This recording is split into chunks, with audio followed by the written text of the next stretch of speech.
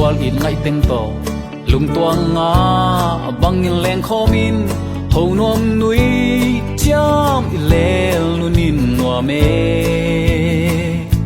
a hi zong xian min lam bang pakin xian sin tu khao bang sut kom le tua kan an nop so dang ngom lo tun le zua chin le toy teng to liai liai i na an quang khom tut khop khop song nunin no me a hi zong zai su in na sum na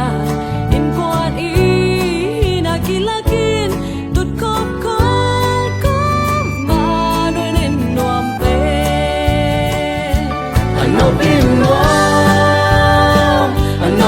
nuam me zai yom ta pe lung ki tua ka i khol khot chia kun gei sim bang wang diam dia min sian min lam bang pa khom le ano bin nuam me khol pi lop wal in ngai teng to lung tuang nga bang in leng khomin ho nom nui cham i lel nunin no me a hi zong xian min lam bang pakin xian sin tu khao bang sut kom le tua kan an nop so dang ngom lo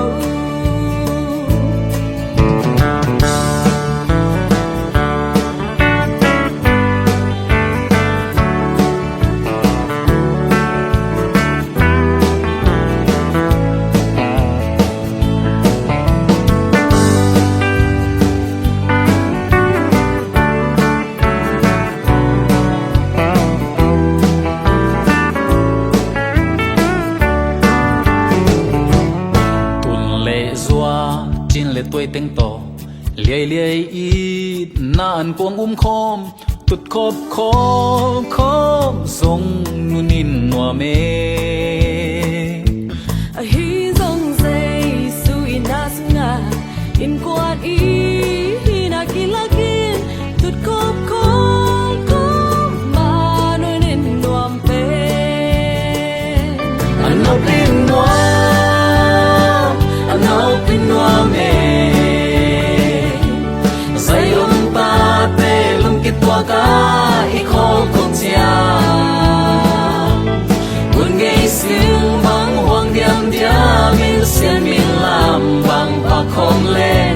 ano bin nuam me ano bin nuam me zai yom ta te lung ki tua ka i khol khot chia kun gei sim bang wang diam dia min sian min lam bang pa khom le ano bin nuam me